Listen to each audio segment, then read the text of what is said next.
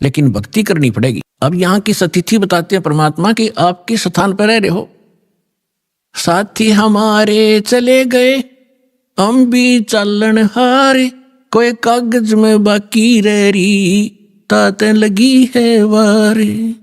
पतझड़ आवत देख कर बन रोवे मन माही, वो ऊंची टहनी पात थे आज पीले हो जाए। पात जड़नता यूं कहे सुन भई तरवर राय, अब के बिछुड़े नहीं मिले न जाने कहाँ गिरेंगे जाए।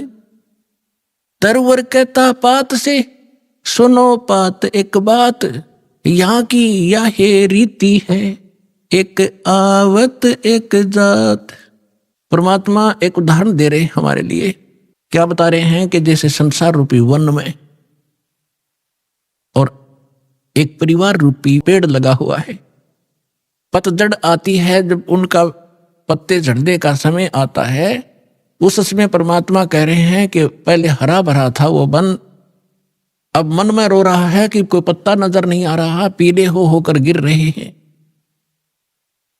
और फिर क्या बताते हैं, पतझड़ के अंदर पुराने पत्ते टूट टूट कर पीले होकर गिर जाते हैं।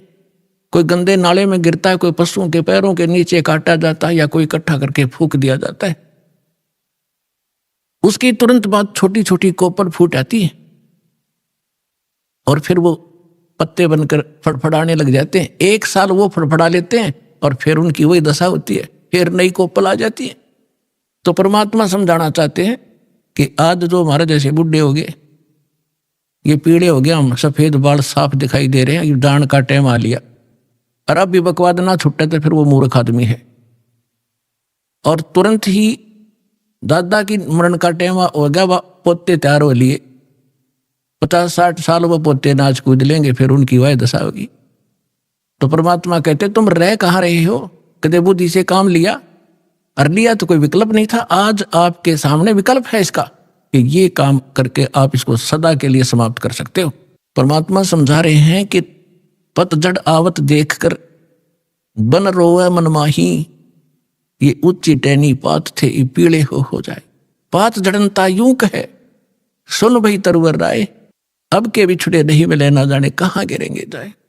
जैसे कोई व्यक्ति को पता लग जाता है कैंसर होगी, डॉक्टर ने बता दिया कि अब 10 दिन का मेहमान है, सभी रिश्तेदार इकट्ठे होने शुरू हो जाते हैं, कुल के लोग भी हाजिरी लगाना शुरू कर देते हैं। और वो कहता है, उसको उस समय महसूस होता है कि जिस परिवार में मैं रह रहा था इसमें रह नहीं पाऊंगा, जाना पड़ेगा।